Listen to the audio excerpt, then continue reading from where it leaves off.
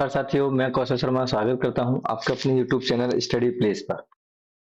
कि आज मैं आपको नया टॉपिक लेकर के आया हूं जो कि है भारत एवं विश्व की स्थानीय हवाएं क्या कहा जाता है, साथ ही साथ विश्व के स्थल देश और विभिन्न प्रकार की घास। ठीक है, ये महत्वपूर्ण क्वेश्चन है जो आर में आते ही आते हैं, पूछे जाते हैं। चलो अब शुरू करते हैं। भारत में विश्व की स्थानीय हवाओं के बारे में तो सबसे पहले हमारी जो महत्वपूर्ण हवा वो है चिनूक। क्यों जो रॉकी के पूर्वी ढाल यूएस और कनाडा में बोली जाती है हवा को चिनूक स्थानीय नाम दिया जाता है। ठीक है, पूछा जाए कि फान कहाँ बोला जाता है, तो फान जो है आल्पस पर्वतीय श्रेणी की घाटी में बोला जाता है, जैसे ऑस्ट्रिया हो गई, जर्मनी है, स्विट्जरलैंड है। ठीक है, इन देशों में हवाओं को फान बोला जाता है, ये स्थानीय नाम है। ठीक, सहारा और अरब मरुस्थल की अगर बात करें तो खिगूम बोला जाता है। सबसे इम्पोर्टेंट एक हरमट्टन है, खमसन भी है कि मिस्र के उत्तरी भाग में खमसन नाम की हवा बहती है। हरमट्टन की बात करें तो सहारा के मरु क्षेत्र में हरमट्टन नाम की हवा फ्लो करती है। ठीक है, इसी प्रकार से अगर देखा जाए तो ग्रेगाले एक महत्वपूर्ण हवा है, ज्यादातर पूछी जाती है, तो ये भी भूमध्य सागरीय मध्यवर्ती क्षेत्र में पूछी जाती है। कौन सी?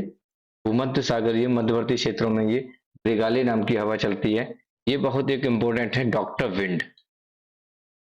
ठीक है, डॉक्टर विंड है जो गिनी के तट पर चलती है। गिनी के तट पर चलने वाली हवा डॉक्टर विंड है। ठीक, पेपेरो की बात करें तो ये भी हमारी अर्जेंटीना, चिली व उरुग्वे में फ्लो करती है। अर्जेंटीना, चिली और उरुग्वे में जो हवा चलती है उनको स्थानीय जो नाम है वो पपेरो कहा जाता है। यहाँ की बात करें तो स्पेन की हवा लवेंटर कह सकते हैं या लेविश कह सकते हैं। पाइस फ्रांस में चलती है। ठीक, ब्लिजर्ड पूछी जाती है, ब्लिजर्ड ध्रुवीय क्षेत्रों में ब्लिजर्ड चलती है। तो टुंड्रा प्रदेश की बात करें तो रूसी टुंड्रा प्रदेश की अगर हम बात करें, जो रूसी टुंड्रा प्रदेश है यहाँ पर पुरगा नाम की हवा चलती है। ठीक है, ये भी एक महत्वपूर्ण है आजकल। और कोइम्बैंग एक नाम की हवा है, जो जावा द्वीप में चलने वाली जो हवा है वो कोइम्बिंग कहलाती है। ओके, फिर उन मेन मेन मैं आपको बता देता हूँ, बाकी सारी इंपॉर्टेंट है, आप एक बार पढ़ के जाइएगा इनको, लेकिन जो मैंने निशान लगाए हैं उनको अवश्य पढ़ लीजिएगा। एंडीज के मैदानी भागों में ये महत्वपूर्ण है कि एंडीज के जो मैदानी भाग है उसमें जोंडा नामक हवा चलती है। क्या कहते हैं उस हवा को? स्थानीय हवा को जोंडा हवा कहते हैं। हबूब हबूब भी पूछी जाती है कि अफ्रीका के उत्तरी व उत्तरी पूर्वी सूडान में जो चलने वाली हवा है वो क्या कहलाती है? हबूब कहलाती है। ओके, विली नाम की हवा भी यहाँ पर पूछी जाती है, जो ऑस्ट्रेलिया के पश्चिमी तट, उत्तर और पश्चिमी तट पर चलने वाली हवा है, बिली कहलाती है। ठीक, यहाँ पर एक जूरा नाम की हवा पूछी जाती है, जूरा पर्वत से रिलेटेड है ये। जूरा पर्वत जो स्विट्जरलैंड में है। ठीक, तो स्विट्जरलैंड के किनारे पर जो हवा चलती है जूरा पर्वत पर, ये जूरन नाम की हवा कहलाती है। ठीक, रूस में अगर मध्य एशिया की हम बात करें तो यहाँ पर बुरान नाम की हवा चलती है। ठीक है, ये भी बहुत ही इंपॉर्टेंट है। भारत की हम बात करें तो नखेस्टा नाम की हवा भारत में बहती है, जो न्यूजीलैंड और भारत में बहती है। 2021 में भारत में यहाँ पर इसका नामकरण किया गया। ठीक है, ये चीज इंपॉर्टेंट है, नोट कीजिएगा। नखेस्टा जो हवा है वो न्यूजीलैंड और भारत दोनों जगह ही चलती है। ठीक, शामल नाम की हवा है। शामल जो हवा है वो मेसोपोटामिया, इराक, फारस की खाड़ी में। ठीक है, इराक में, मेसोपोटामिया में, फारस की खाड़ी में शामल नाम की हवा फ्लो करती है। ये इसका स्थानीय नाम है। ठीक, आगे चलते हैं तो ये पढ़ लीजिएगा कि सुखोवे कजाकिस्तान और दक्षिण यूरोपीय रूस में चलती है। पोनंत नाम की हवा कोर्सिका तट व फ्रांस में चलती है। ठीक है, कोर्सिका के तट पर फ्रांस में बहती है पोनंत नाम की हवा। मेस्ट्रो की बात करें तो कोर्सिका, सार्डिनिया या एड्रियाटिक सागर के क्षेत्र में मेस्ट्रो नाम की हवा फ्लो करती है। ठीक, आगे चलते हैं। अगला पॉइंट हमारा है विश्व के घास के मैदान को दो भागों में वर्गीकृत किया गया है। दो भागों में इनको वर्गीकृत किया है, एक तो उष्ण कटिबंधीय और एक है शीतोष्ण कटिबंधीय। ठीक, उष्ण कटिबंधीय जैसे पार्कलैंड है, सेल्वास है, सवाना है, कैंपोस है, लानोज है। ये जो हवाएं हैं वो उष्ण कटिबंधीय क्षेत्र में चलती हैं। शीतोष्ण कटिबंधीय क्षेत्रों में प्रेरी, पंपास, बेल्ट, डाउन्स और स्टेपी क्षेत्र जो घास है वो शीतोष्ण कटिबंधीय क्षेत्रों में चलती है। पार्कलैंड की बात करें तो पार्कलैंड जो है वो अफ्रीका में बहती है। सेल्वास की बात करें तो अमेजन में। सवाना अफ्रीका की हवा है ये। कैंपोस दक्षिण ब्राजील में चलती है। लानोस की बात करें तो वेनेजुएला में लानोस नामक हवा बहती है। ठीक, यहाँ पर शीतोष्ण कटिबंध की बात करें तो प्रेरी जो हवा है वो प्रेरी चलती है उत्तर अमेरिका में।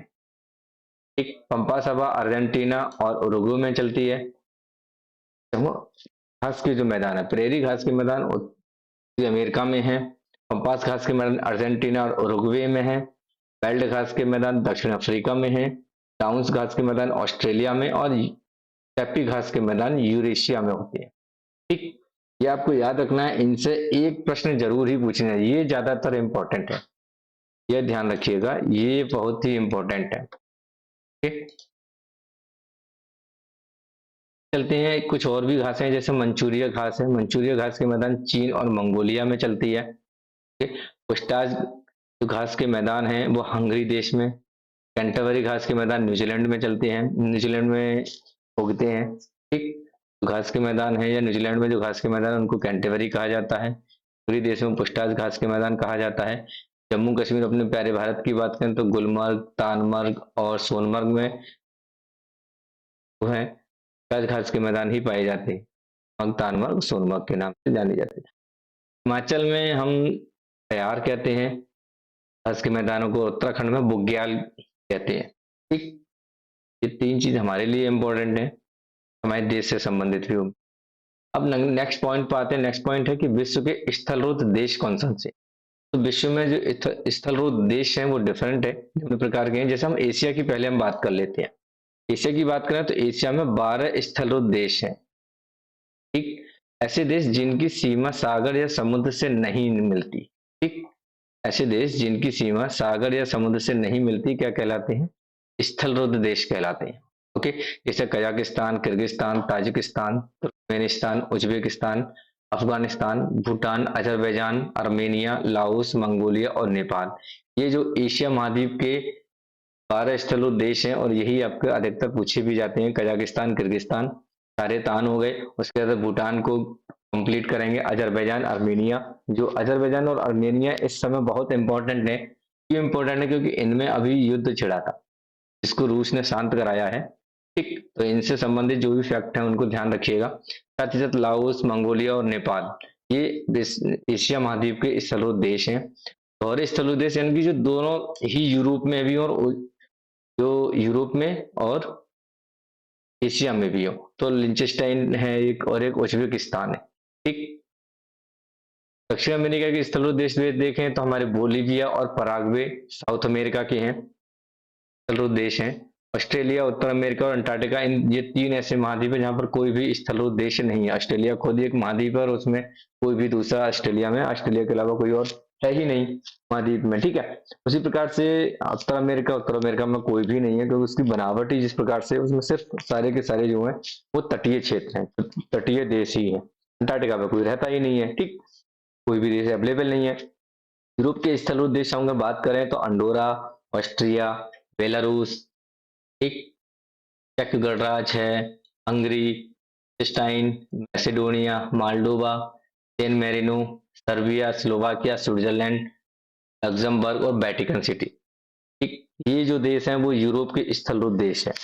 अफ्रीका महाद्वीप की हम बात कर ले तो अफ्रीका महाद्वीप में काफी सारे हैं, जैसे कि बोत्सवाना है, Burundi, Burkina Faso, central African गणराज्य, चाड, इथोपिया, लेसोथो, मलावी, माली, नाइजर खांडा, दक्षिणी सूडान, स्वाजीलैंड, युगांडा, जाम्बिया और जिम्बाब्वे।